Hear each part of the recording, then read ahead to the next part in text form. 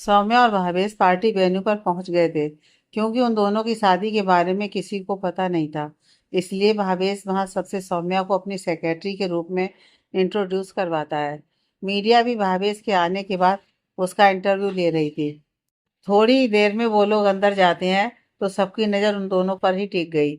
अब वो दोनों लगी इतने अच्छे रहे थे। भावेश वहां जाकर सबसे पहले मिस्टर गुप्ता से मिलता है। Mister Gupta, welcome mister Mehta. मुझे बहुत खुशी हुई कि आप यहाँ आए। सच, आपने तो इस पार्टी में एक अलग सी चमक भर दी है। फिर उनकी नज़र सौम्या पर जाती है। वो उसे देखकर कहते हैं, हेलो सौम्या, कैसी हो? सौम्या हल्की सी मुस्कान के साथ, जी ठीक हूँ। मिस्टर गुप्ता, वैसे हमें बहुत खुशी हुई कि तुमने मिस्टर मेहता की कंपनी को ज्वाइन कर लिया। तुम हो भी बहुत काबिल। यह सुनकर सौम्या कहती है, बिल्कुल सही कहा आपने। मैं बहुत काबिल थी, तभी तो आपने विदाउट नोटिस मुझे कंपनी से बाहर निकाल दिया था। यह सुनकर मिस्टर गुप्ता चुप हो जाते हैं। सौम्या कहती है, बट कहते हैं ना, जो हुआ अच्छे के लिए हुआ। मुझे आज इतनी बड़ी पोस्ट आपके कारण ही तो मिली। So thank you sir. और वो वहां से चली जाती है। भावेश भी उनसे थोड़ी देर बात करके दूसरे लोगों से बात करने लगता है। वहां रोली भी आई थी तो सौम्या उससे बात करने लगती है। तभी वहां आनंद आ जाता है, जिसे देखकर सौम्या कहती है, तुम यहाँ? वही रोली भी गुस्से से कहती है, अब तुम कोई नई घटिया हरकत करने आए हो तो मैं पहले ही बता दूं, तुम्हारे लिए अच्छा नहीं होगा। क्योंकि उस दिन ये अकेली थी और तुम्हें जाने दिया, पर आज नहीं। इसलिए बेहतर यही होगा कि जैसे आए हो वैसे ही चले जाओ।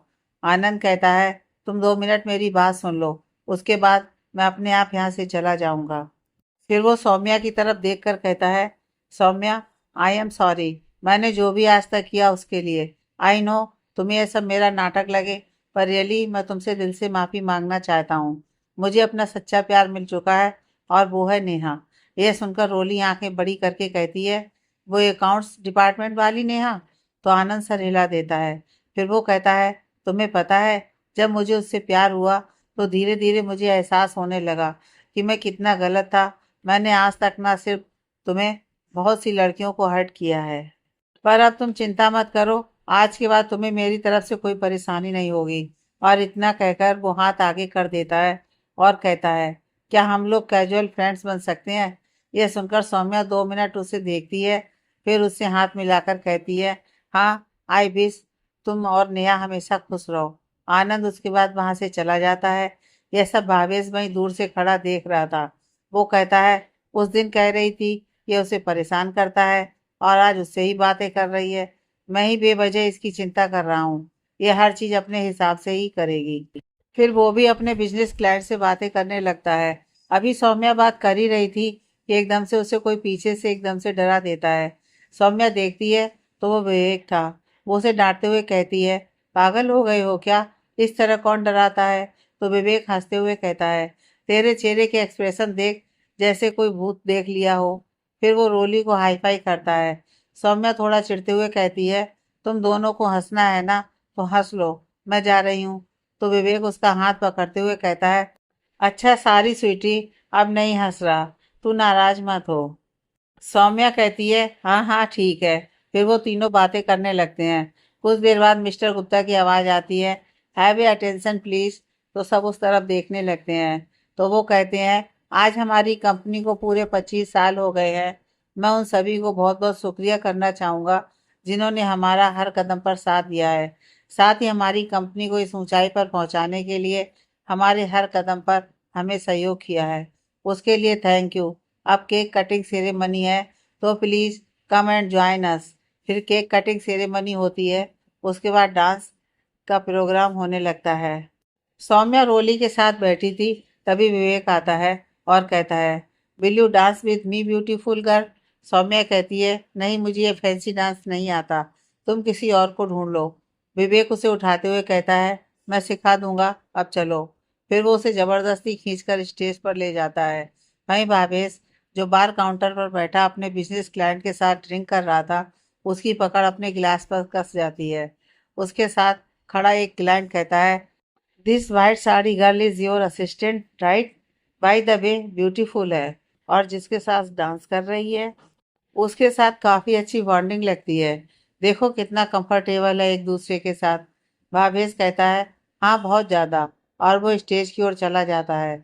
सौम्या की पीठ भावेश की तरफ थी तो उसे भावेश अपनी तरफ आता दिखा नहीं। भावेश वहां जाकर एक झटके में सौम्या का हाथ पकड़कर उसे अपनी तरफ खींच लेता है और विवेक से कहता है, मैं आई। विवेक उसकी आंखों में गुस्सा देख लेता है तो वो सिर्फ गर्दन हिलाकर स्टेज से नीचे चला जाता है। वहीं सौम्या भी भावेश को ही देख रही थी। उसका एक हाथ भावेश के कंधे पर था तो दूसरा हाथ उसके सीने पर। वहीं भावेश का एक हाथ उसकी कमर पर था तो दूसरा हाथ उसके हाथ में पकड़ा हुआ था। तभी वहां सॉन्ग चेंज हो जाता है। भावेश सौम्या का हाथ पकड़कर उसे अपने करीब कर लेता है और उसके साथ डांस करने लगता है। भावेश उसका हाथ पकड़कर उसे घुमा देता है जिससे सौम्या की पीठ भावेश के सीने से लग जाती है और उसके दोनों हाथ सौम्या की कमर पर कसे हुए थे। सौम्या उसके हाथ हटाने की कोशिश करती है तो भावेश उसके कान में आके की लाइनें गाने लगता है। भावेश सौम्या की कमर से लेफ्ट करता है जिससे सौम्या अपने दोनों हाथ उसके कंधे पर रख लेती है और उनका डांस खत्म होता है। तभी तालियां बजने लगती हैं। पर सौम्या को बहुत अजीब लग रहा था। वो वहां से उतरकर बाथरूम की तरफ चली जाती है। यह देखकर भावेश को गुस्सा आने लगता है। वो उसके पीछे जाता है। तभी उसका क्लाइंट कहता है, वाह मिस्टर मेहता, आपका कोई जवाब नहीं। क्या डांस किया है आपने। भावेश कुछ नहीं कहता और वहां से चला जाता है। थोड़ी देर बाद सौम्या आती है और भावेश से कहती है, बहुत लेट हो गया है, अब घर चले। यह सुनकर भावेश उसे एक नज़र देखता है और फिर खड़ा होता है और आगे चलने लगता है। वो थोड़ा बाहर निकले ही थे कि भावेश के कदम लड़खड़ा जाते हैं। पर सौम्या उसे पकड़ते हुए कहती है, क्या हुआ है आपको, आप ठीक है ना। वो समझ गई थी कि उसने ड्रिंक कर रखी है क्योंकि डांस करते वक्त भी उसे भावेश के मुंह से स्मेल आ रही थी। भावेश थोड़ा लड़खड़ाती हुई आवाज में कहता है, मैं, मुझे क्या हुआ है, मैं तो बिल्कुल ठीक हूँ। और वो फिर उससे खुद को छुड़वाकर चलने लगता है। पर वो होश में न होने की वजह से बार बार लड़खड़ा रहा था। सौम्या उसके पास जाकर उसे पकड़कर कार तक ले जाती है और कार में उसे बैठाकर ड्राइवर से चलने के लिए कहती है और वो घर की तरफ जाने लगते हैं। तभी भावेश सौम्या की बांह पकड़कर उसे कंधे पर सर रख देता है। सौम्या देखती है कि उसकी आंखें बंद थीं तो वो भी हिलती नहीं है और वैसे ही बैठी रहती है। कुछ ही देर में वो घर पहुंच जाते हैं। सौम्या भावेश को उठाती है और घर के अंदर लेकर जाती है। आज घर पर कोई नहीं था क्योंकि सब भावेश के मामा के यहाँ इनॉग्रेशन के लिए गए थे। वो उसे धीरे धीरे रूम की तरफ ले जाती है और बेड पर लिटा देती है। फिर वो उसका कोट निकालती है और उसके बाद उसके शूज निकाल देती है और वो जाने लगती है कि तभी भावेश उसका हाथ पकड़कर उसे अपने ऊपर गिरा देता है। सौम्या उसके खींचने की वजह से उसके सीने पर गिर गई थी और उसके बाल भावेश के चेहरे और सीने पर बिखरे हुए थे। वो सर उठाकर देखती है तो भावेश उसे देख रहा था। वो कहती है, क्या हुआ, कुछ चाहिए आपको। भावेश, हाँ तुम। सौम्या हैरानी से कहती है, जी। तो भावेश एकदम से उसे पलट देता है जिससे अब सौम्या नीचे थी और भावेश उसके ऊपर। भावेश उसे देखते हुए कहता है, ओपन योर आइज सौम्या। तो वो धीरे धीरे अपनी आंखें खोलती है और भावेश की आंखों में देखने लगती है। भावेश उसे देखते हुए कहता है, जानती हो आज तुम बेहद खूबसूरत लग रही हो। ये वाइट साड़ी बिल्कुल ऐसी लग रही है जैसे कोई सफ़ेद फूल हो। मैं आज तक किसी लड़की की तरफ अट्रैक्ट नहीं हुआ पर आज तुम्हें देखकर मेरा कंट्रोल बार बार मुझसे छूट रहा है। और वो उसकी गर्दन में अपना मुंह छुपा लेता है। सौम्या, जिसकी धड़कनें भावेश की सांसें अपनी गर्दन पर पड़ने से तेज हो गई थी, वो कहती है, आप सो जाइए, आपको रेस्ट की ज़रूरत है। और वो उसे हटाने लगती है तो भावेश उठकर कहता है, हिलो मत ना।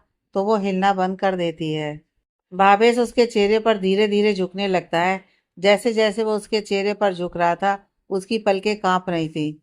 उनके होंठ एक दूसरे से बस 1 इंच पर दूर थे। तभी सौम्या का फोन बजने लगता है जिससे सौम्या होश में आती है और उसे उठाते हुए अपना फोन चेक करती है तो फोन विवेक का था। वो पिक करती है तो विवेक कहता है, तू आराम से पहुंच गई है ना, और सर ठीक है ना, क्योंकि उसने सौम्या को पार्टी से निकलते हुए देख लिया था। सौम्या कहती है, हाँ जस्ट थोड़ी ओवर ड्रिंक हो गई है, बस अब ठीक है। और वो बात कर ही रही थी कि भावेश आकर उसे पीछे से पकड़कर बाहों में भर लेता है जिससे वो एकदम से चौंक जाती है। वो कहता है, कौन है जिसे इतनी रात को चिंता है तुम्हारी। अब जो भी है बोल दो कि तुम्हारा हस्बैंड है तुम्हारी चिंता के लिए। विवेक जो कि लाइन पर था वो सौम्या को छेड़ते हुए कहता है, लगता है सर रोमांस के मूड में है, मैं रखता हूँ, बाय। और वो फोन कट कर देता है।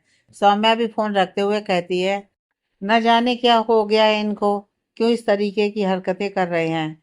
वो भावेश से खुद को छुड़वाते हुए कहती है, क्या कर रहे हैं आप, छोड़िए मुझे। जब इतनी नहीं सहन होती तो क्यों पीते हैं आप और मेरे पीछे पड़ जाते हैं फिर। भावेश उसके बाल उसकी गर्दन से हटाते हुए कहता है, अब तुम्हारे पीछे नहीं पड़ूंगा तो किसके पीछे पड़ूंगा। तुम मेरी वाइफ जो हो। वैसे एक बात बताओ, तुम उस विवेक को पसंद करती हो क्या। यह सुनकर सौम्या कहती है, नहीं, आपको ऐसा क्यों लगता है कि मैं उसे पसंद करती हूँ। तो वो उसकी गर्दन पर सर रखते हुए कहता है, बस लगता है। और वो चुप हो जाता है क्योंकि उसे पार्टी में उन दोनों का डांस करना याद आ जाता है। दोनों कुछ देर यूं ही खड़े रहते हैं। तभी सौम्या को भावेश के होंठ अपनी गर्दन पर महसूस होने लगते हैं। वो थोड़ा हिचकते हुए कहती है, मिस्टर मेहता, ये आप ठीक नहीं कर रहे हैं, प्लीज छोड़िए और आप जाकर सो जाइए। पर भावेश को तो जैसे कोई असर ही ना हुआ हो। वो उसके बाल उसके कंधे पर रखकर उसकी गर्दन के पीछे के हिस्से को चूमने लगता है।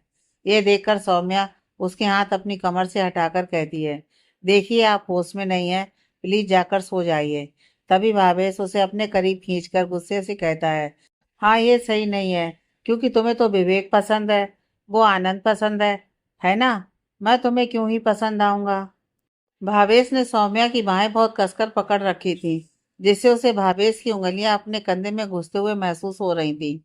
सौम्या थोड़ा दर्द से कहती है, आपके कहने का क्या मतलब है। आप जानते हैं विवेक मेरा दोस्त है। वो कह ही रही थी कि भावेश चिल्लाकर कहता है, नहीं है वो दोस्त तुम्हारा। जिस तरह की हरकतें करता है वो, नहीं है वो दोस्ती। बात बात पर हाथ पकड़ना, कपल्स की तरह डांस करना, हर बार में गले लग जाना। तुम उसके साथ हर बात में कंफर्टेबल होती हो। उसके साथ जाने की बात सुनकर ही तुम्हारे चेहरे पर स्माइल आ जाती है। ये सिर्फ दोस्ती तो नहीं हो सकती। और आज तुम उस आनंद से भी बहुत खुशी खुशी मिल रही थी। जब मैंने तुमसे पूछा तो तुमने कहा था कि वो तुम्हारे साथ बदतमीजी से पेश आता है। मुझे तो शक है कहीं मेरी पीठ पीछे तुम दोनों के साथ तो अफेयर।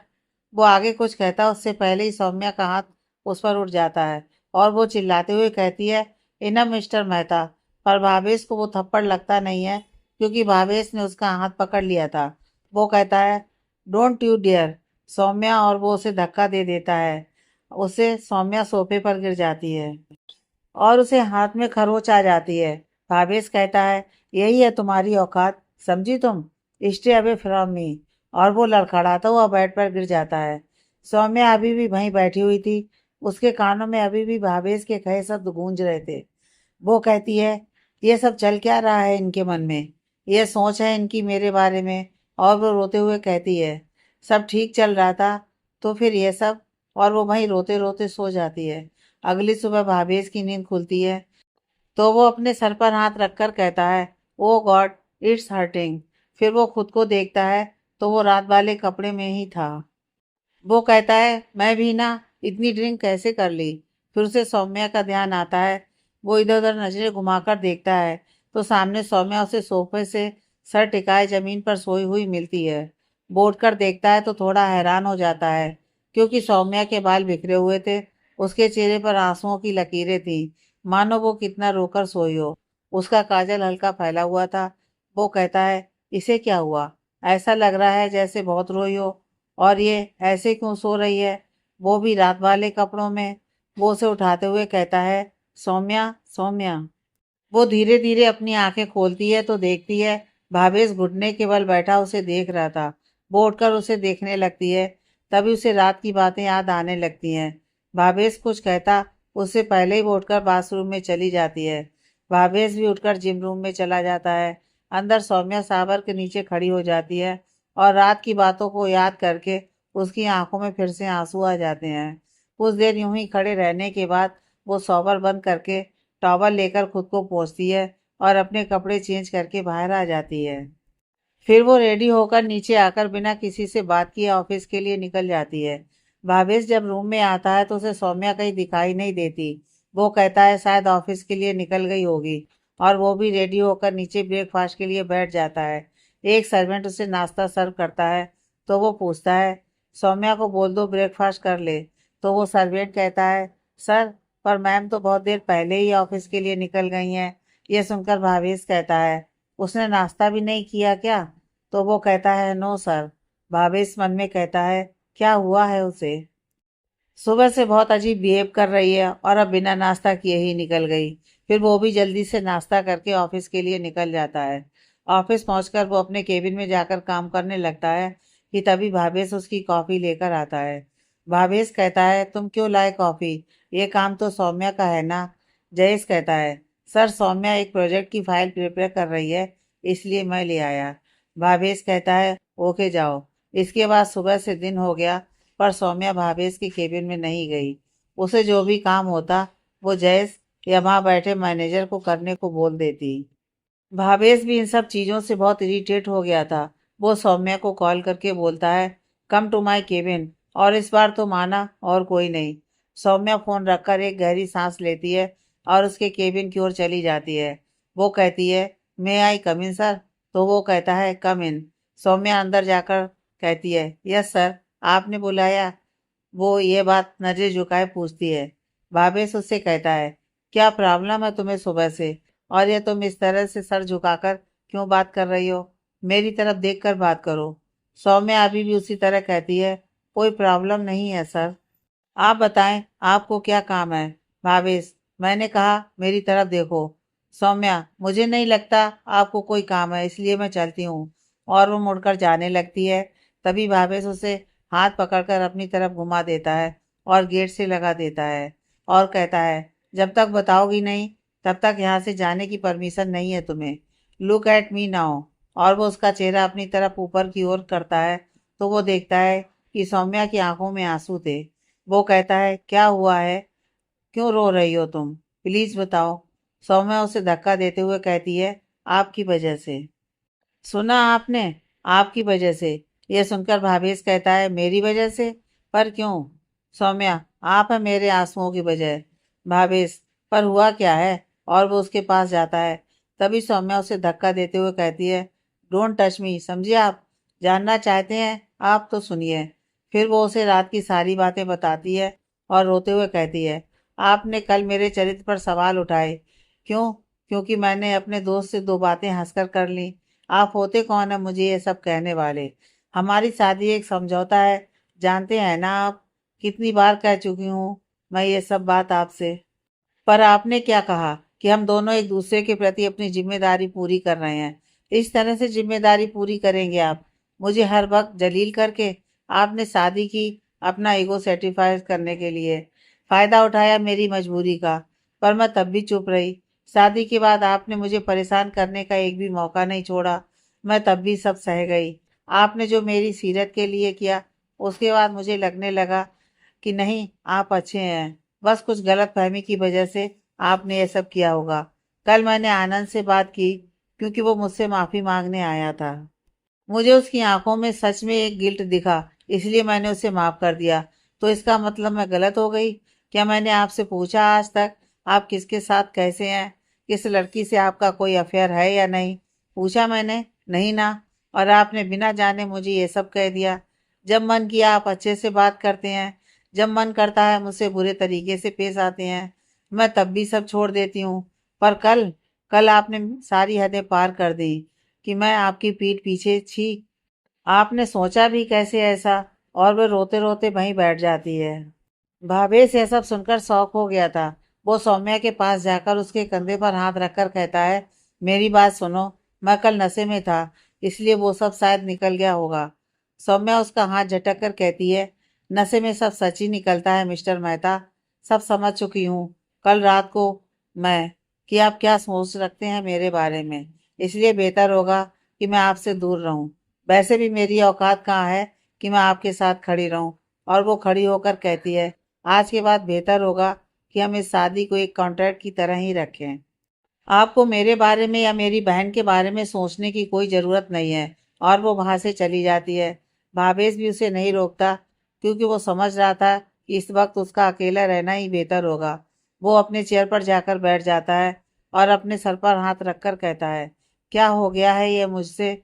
और मैं ऐसा कैसे कर गया? कल रात जो भी मैंने बोला वो सब कहीं ना कहीं मेरे मन में चल रहा था इतने दिनों से। सौम्या कितना हर्ट हो गई है मुझसे, पर मुझे उससे बात करनी होगी। इसी तरह शाम हो गई थी, पर ना भावेश ने सौम्या से बात करने की कोशिश की, ना ही सौम्या ने उससे बात की। सौम्या आज ऑफिस से जल्दी ही निकल गई और घर पहुंची तो उसने देखा कि करुणा जी और अंकुश जी भी आ गए थे। वो जाकर उनसे मिलती है। करुणा जी कहती हैं, कैसे हो बेटा? सौम्या मुस्कुराकर कहती है, जी माँ, सब ठीक है। फिर थोड़ी देर बात करने के बाद वो अपने रूम में आ जाती है और अपने कपड़े लेकर बाथरूम की तरफ चली जाती है। थोड़ी देर बाद बाथरूम से निकलती है तो सामने उसे भावेश दिखाई देता है। दरअसल वो तभी आ गया था जब सौम्या बाथरूम में थी। वो उसे देखता है, जिसकी आंखें अभी भी हल्की लाल थीं। वो कहता है, सौम्या मेरी बात।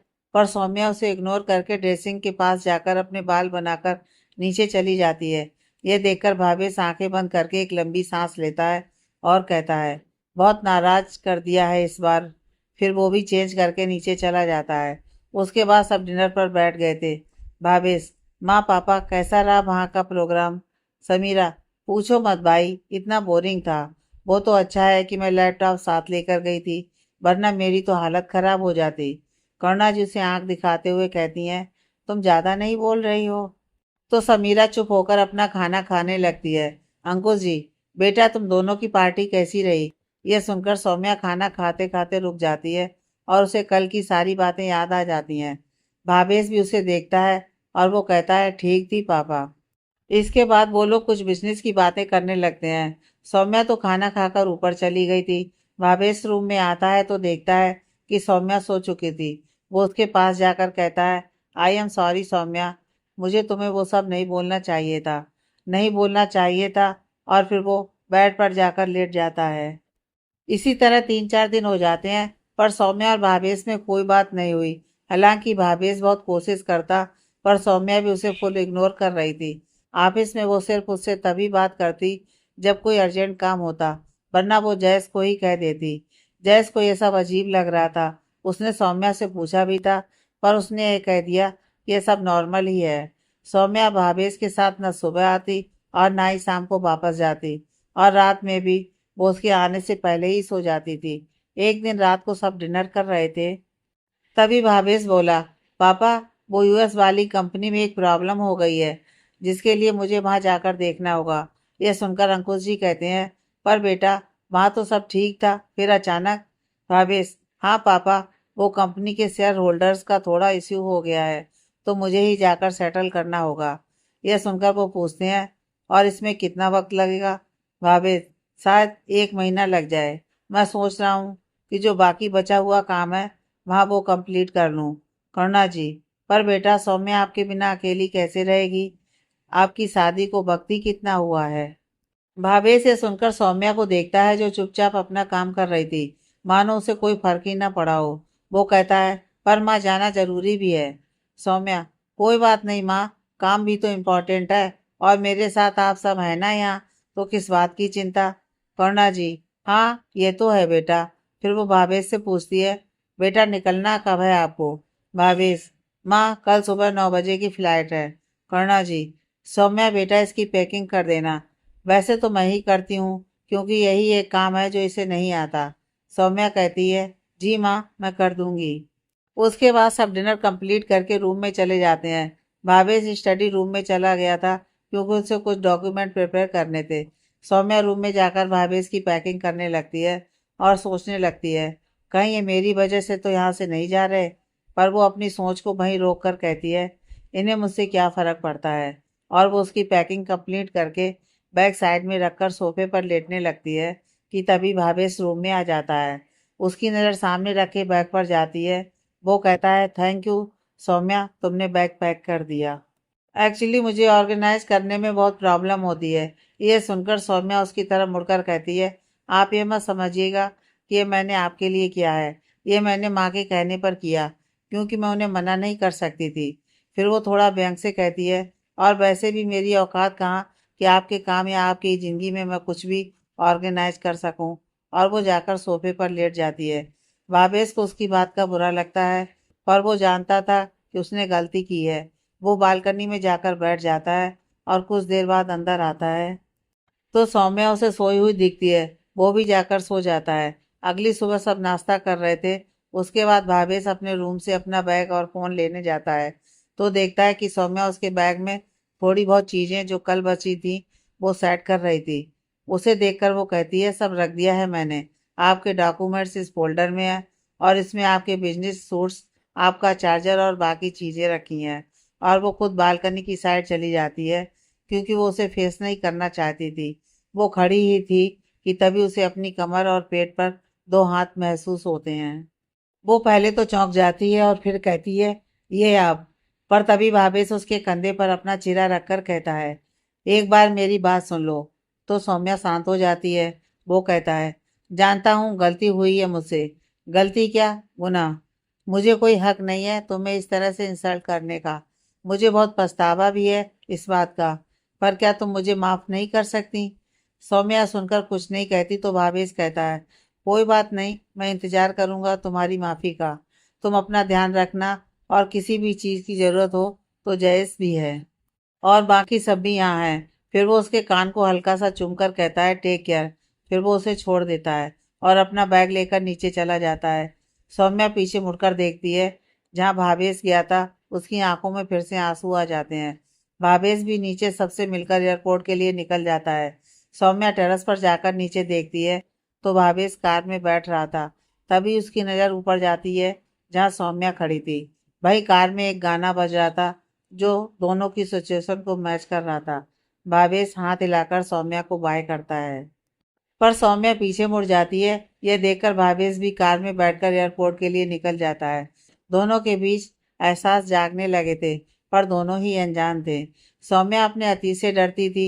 वहीं भावेश कहीं ना कहीं जानता था कि वो भी सौम्या को पसंद करने लगा है पर उसे भी पूरी तरह एहसास नहीं था। एक अनकही सी दीवार थी जो शायद एक तरफ से गिरने वाली थी। सौम्या रूम में आकर अपना बैग लेकर ऑफिस के लिए निकल जाती है क्योंकि वो इस सिचुएशन में संभाल नहीं पा रही थी खुद को। वहीं भावेश एयरपोर्ट पहुंचकर जयेश जो कि उसके साथ था उसे कहता है, मेरी अब्सेंस में यहाँ कंपनी की जिम्मेदारी तुम पर है। ख्याल रखना। कोई भी प्रॉब्लम हो तो पापा हैं यहाँ पर और सौम्या का भी ध्यान रखना। और वो अंदर चला जाता है। जयेश कहता है, मुझे समझ में नहीं आता जब एक दूसरे के लिए जज्बात हैं तो क्यों ये दोनों एक दूसरे को तड़पा रहे हैं। फिर वो भी एयरपोर्ट से निकल जाता है। वो जा रहा था कि तभी उसे रास्ते में रोली दिख जाती है। वो उसके सामने कार रोक कर कहता है, हाय कहाँ जा रही हो? रोली कहती है, अरे आप। हेलो। बस वो ऑफिस ही जा रही थी। आज मैं लेट हो गई थी तो कैब का वेट कर रही थी। जयेश, एक काम करो, मेरे साथ ही चलो, मैं भी कंपनी ही जा रहा हूँ। रास्ते में तुम्हें छोड़ दूंगा। रोली, पर आपको परेशानी होगी। जयेश, आ जाओ, कोई परेशानी नहीं होगी। और वैसे भी जब तक कैब आएगी तब तक तुम लेट हो जाओगी। रोली कहती है, ओके। और वो बैठ जाती है। दोनों बातें करते हुए एक दूसरे के बारे में जान रहे थे। कुछ देर बाद रोली का ऑफिस आ जाता है। वो जयेश को थैंक यू बोलती है और अंदर चली जाती है। जयेश भी उसे जाता देखकर एक स्माइल करता है और वो भी ऑफिस के लिए निकल जाता है। वहीं सौम्या का मन आज बिल्कुल अजीब सा था। उसे बार बार सुबह की बातें याद आ रही थी। वो कहती है, उन्हें सच में पछतावा है जानती हूँ मैं, पर मैं भी क्या करूँ। भूलने की कोशिश करती हूँ तो भी उनकी कई बातें बार बार जहन में आ ही जाती हैं। वहीं भावेश भी फ्लैट में बैठा सौम्या के बारे में सोच रहा था। वो कहता है, क्या वो मुझे माफ़ करेगी? फिर उसे भी सुबह का सीन याद आता है जब सौम्या टेरेस के नीचे उसे देख रही थी। वो अपना फ़ोन निकालता है और गैलरी में जाकर एक फोटो देखता है जो तीज पर समीरा ने खींचा था। वो कहता है, क्या पता मेरे वहां से जाने के बाद तुम्हारी नाराजगी खत्म हो जाए। और वो भी अपने फोन पर मेल चेक करने लगता है। वहीं सौम्या शाम को घर आकर सबसे मिलकर ऊपर अपने रूम में चली जाती है। वहां जाकर वो पहले फ्रेश होती है। उसके बाद वो थोड़ी देर बालकनी में बैठ जाती है और उसके मन में वही सब चलने लगता है। वो कहती है कि एक बार पूछूं क्या कि वो पहुंच गए हैं कि नहीं। वो अपना फ़ोन उठाकर कॉल करती है पर फिर वो न जाने क्यों बीच में ही कट कर देती है और अंदर ड्रेसिंग के पास जाकर बाल बनाने लगती है। तभी उसे वहाँ एक नोट मिलता है। वो उसे खोल कर देखती है तो उसमें लिखा था, सोफे पर सोने की कोई ज़रूरत नहीं है, बेड यूज़ कर सकती हो तुम। ये पढ़कर वो कहती है, कोई ज़रूरत नहीं, मैं सोफे पर ही ठीक हूँ। फिर वो नीचे डिनर पर चली जाती है। सब डाइनिंग टेबल पर बैठे थे। समीरा, भाभी आप भाई को मिस कर रही हो ना?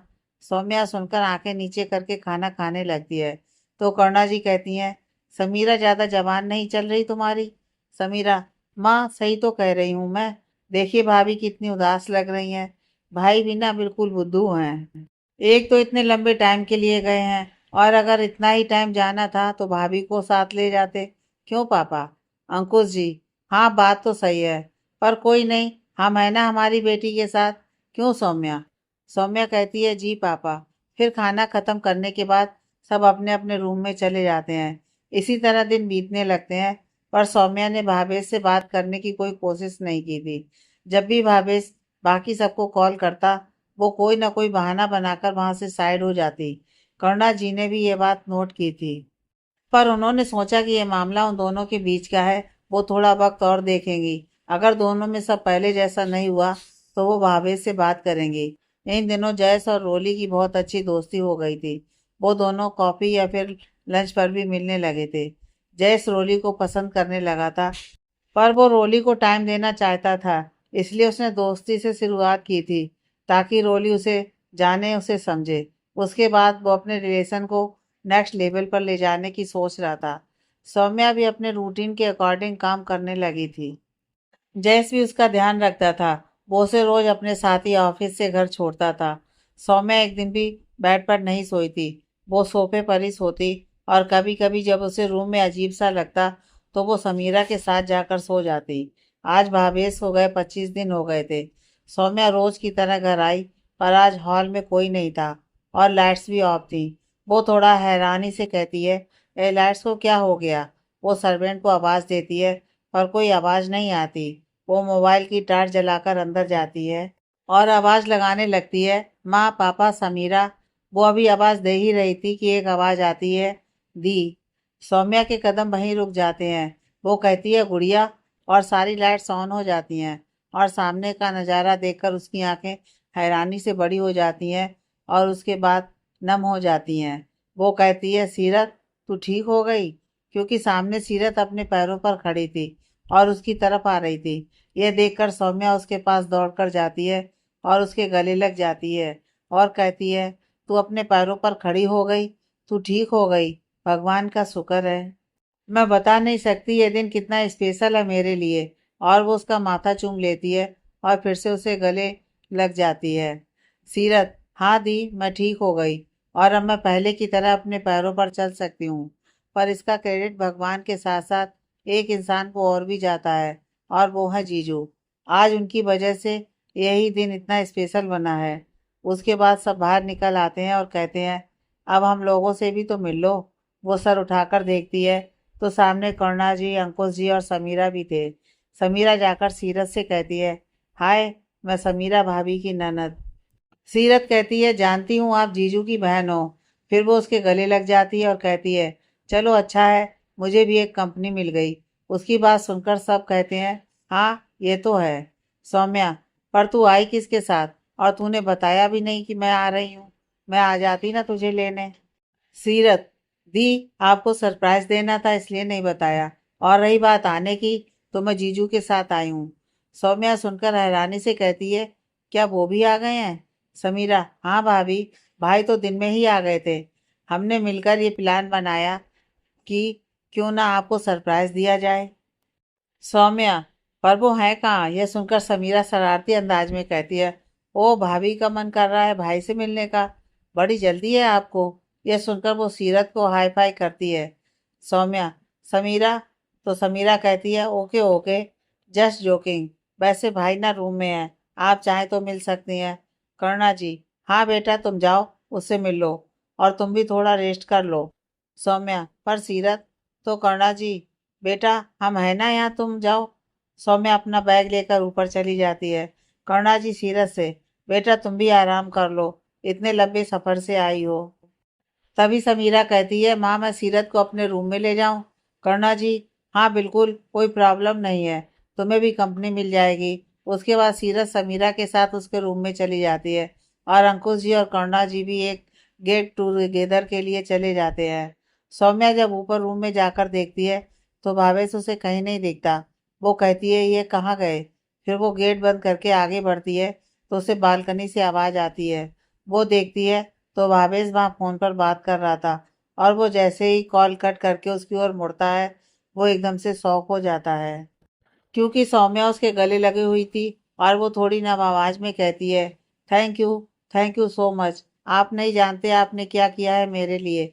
आज मैंने सीरत को फिर से उसके पैरों पर खड़ा होते हुए देखा है। न जाने मुझे कब से इस पल का इंतजार था और ये आपकी वजह से पॉसिबल हुआ है। भावेश उसके सर पर हाथ फेर कर कहता है, मैंने कुछ नहीं किया। जो भी किया डॉक्टर जान और उनकी टीम ने किया। सौम्या, पर हुआ तो आपकी वजह से। अगर उस वक्त आप ऑपरेशन नहीं करवाते और आगे का ट्रीटमेंट के लिए नहीं कहते तो शायद आज सीरत अपने पैरों पर खड़ी नहीं होती। भावेश, अच्छा ठीक है, ले लिया मैंने, थैंक यू तुम्हारा।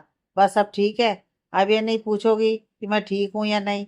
यह सुनकर सौम्या को अपनी पोजीशन का रियलाइज होता है और वो उससे अलग होकर जाने लगती है कि भावेश उसका हाथ पकड़ लेता है और कहता है, क्या मुझे माफ़ी मिल गई है?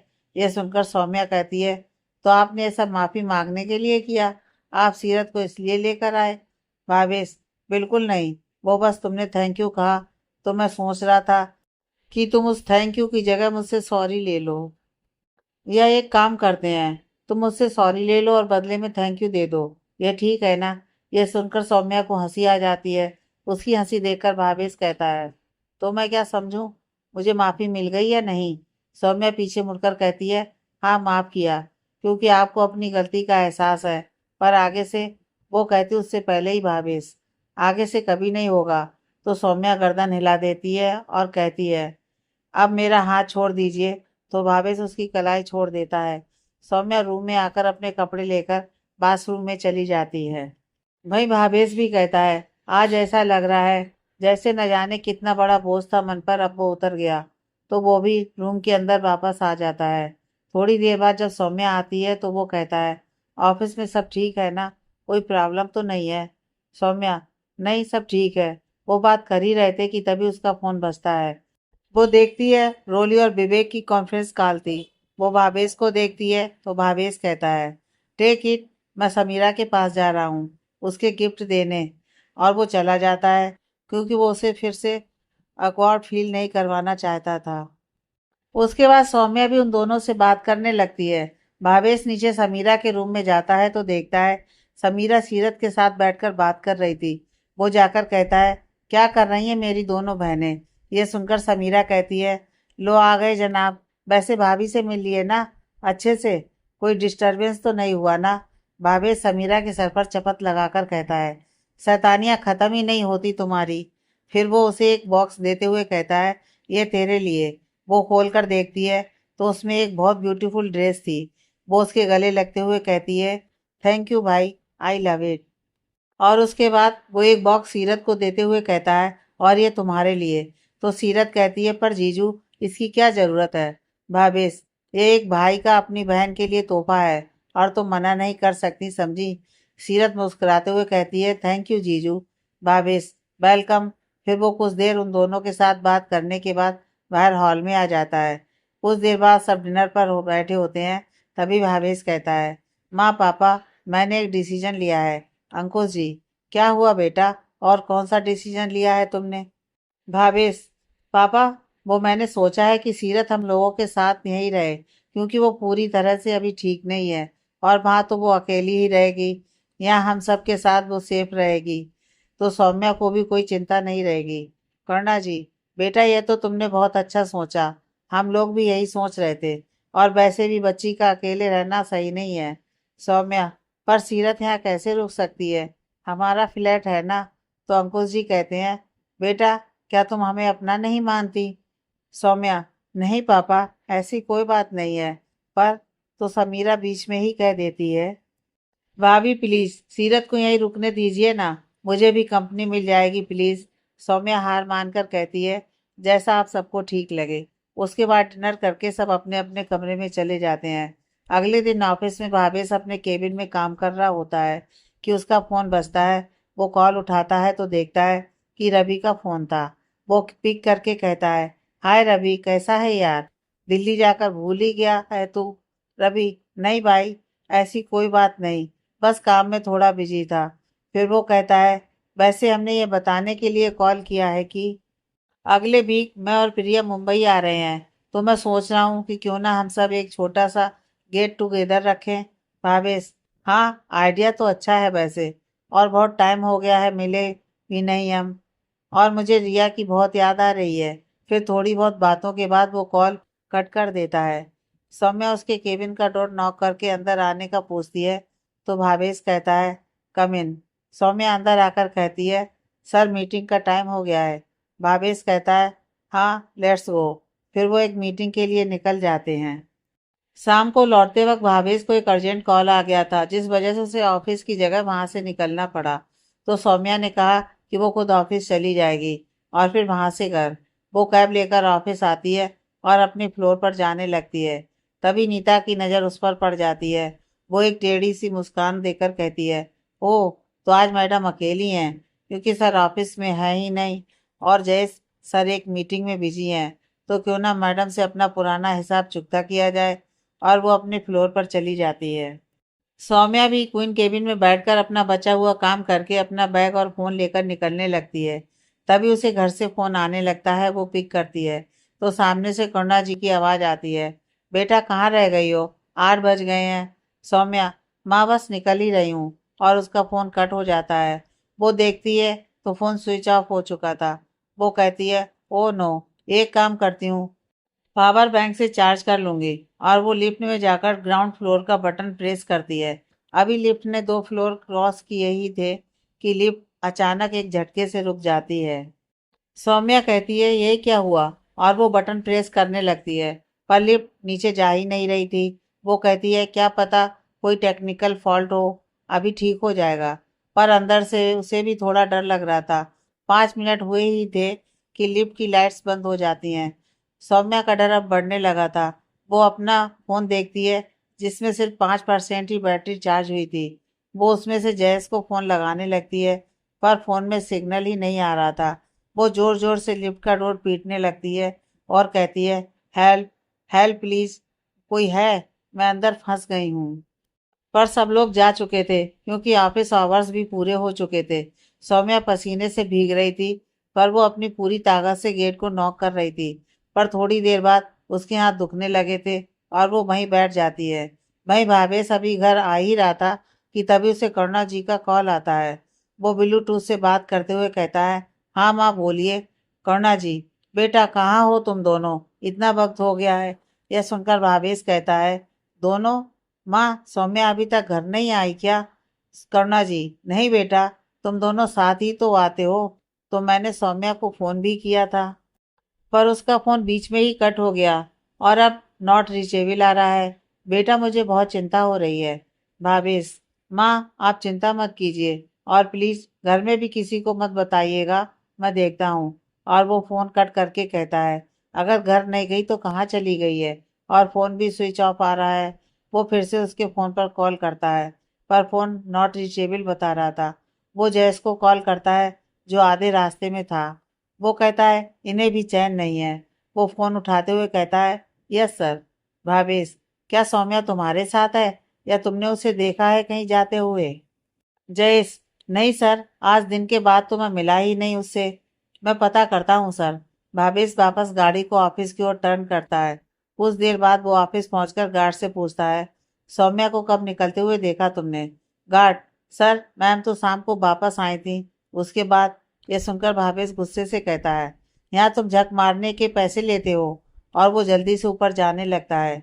तभी उसकी नज़र दूसरी लिफ्ट पर जाती है, जो गार्ड को कहता है, ये ऊपर क्यों रुकी हुई है? गार्ड, सर शायद कोई इशू हो गया है। तब तक लिफ्ट आ जाती है। भावेश जल्दी से उसमें जाता है और अपने केबिन में जाकर अपने फ्लोर की फुटेज चेक करता है। तब तक जयेश भी आ गया था। भावेश, सौम्या लिफ्ट में गई, पर गार्ड ने उसे बाहर जाते हुए नहीं देखा। जयेश, तुम नीचे का कैमरा जाकर चेक करो। जयेश, जी सर। और वो नीचे चला जाता है। भावेश सोचते हुए कहता है, सौम्या लिफ्ट में एंटर हुई, पर तभी उसे कुछ याद आता है। वो जल्दी से कैमरा ऑन करता है और देखता है। उसके मुंह से निकलता है, ओ गॉड, नो।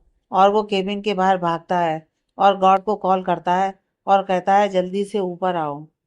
और वो खुद सीढ़ियों से नीचे जाता है और उस फ्लोर पर जाता है जहां लिफ्ट रुकी हुई थी। वो गेट का दरवाजा पीटते हुए कहता है, सौम्या, सौम्या तुम ठीक हो ना? पर अंदर से कोई आवाज नहीं आती। तब तक गार्ड भी आ गए थे। वो न चीखते हुए कहता है, ओपन दिस लिफ्ट। वो लोग जल्दी से उसे ओपन करने की कोशिश करते हैं। जयस भी वहां पर आकर कहता है, क्या हुआ सर? भावेश, सौम्या अंदर है, जल्दी से इसे खुलवाओ। जयेश नीचे लिफ्ट मैन को कॉल करके लिफ्ट का सिस्टम चेक करने को कहता है। कुछ देर बाद जब लिफ्ट का डोर खुलता है तो सब सामने का नजारा देखकर शॉक हो जाते हैं। भावेश चिल्लाते हुए कहता है, सौम्या, आगे की कहानी नेक्स्ट पार्ट में।